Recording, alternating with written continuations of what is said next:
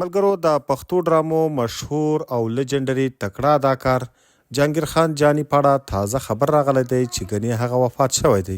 له څو ورځو راهیسې په سوشل میډیا د هغه په اړه مختلف قسمه پوسټونه کیږي او خلک په ډېر افسوس او خفګان سره د هغه په اړه پوسټونه کوي او وایي چې هغه ته هارت اټیک شوی دی او وفات شوی دی.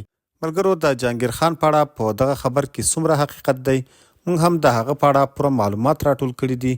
که غواړئ چې په اړه یې پوره معلومات ترلاسه کړئ نو ویډیو تر پایه وګورئ. قدرمن دوستانو تاسو ته که یاد وي څو ورځې وړاندې جهانګیر خان د حیات آباد په میډیکل کمپلیکس کې داخل شوی و. په هغه دوران کې د جهانګیر خان کوم کارډیالوجیست ډاکټر چې و هغه هم په خپل هاسپیټل کې له جهانګیر خان سره یوه وړه شانتې ویډیو جوړه کړې وه چې په هغه ویډیو کې د جهانګیر خان هغه کارډیالوجیست ډاکټر وایي چې ما ته پته نه وه چې جهانګیر خان له موږ سره اډمیټ دی. او کله چې ما ته پته ولګېده او خبر شوم نو زه خپله د ده چیک اپ ته راغلم او ومې غوښتل چې له ده سره ملاقات وکړم.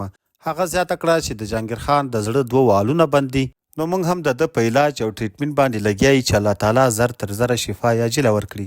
هغه د جهانګیر خان په اړه دا هم وویل چې جهانګیر خان د پښتو ژبې د سینما او موږ باید د ده ډیر خیال وساتو او خدمت یې وکړو. بیا خپل دغه وړوکی شان ویډیو کلیپ په سوشل میډیا ټیک ټاک او فیسبوک باندې اپلوډ کړی و. خو اوس چې نن سبا د جهانګیر خان په اړه په سوشل میډیا د هغه د مرګ په اړه خبر چلیږي او خلک یې ډیر زیات شیر کوي او وایي چې جهانګیر خان وفات شوی دی.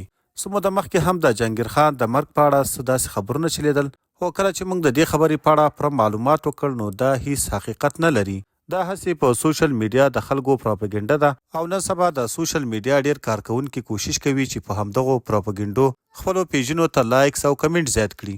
هو د جهانګیر خان جاني په اړه اگر چې دا ویلی شو چې هغه نن سبا ناروغ دی هغه ته د زړه ناروغي ده د زړه 2 والونه بند دي او نن سبا د حیات آباد په میډیکل کمپلیکس کې اډمیټ دی او هلته یې علاج کیږي. الحمدلله جهانګیر خان جاني رک روغ دی او د ده د مرګ په اړه خبرونه ټول دروغ او بې بنیاده دي.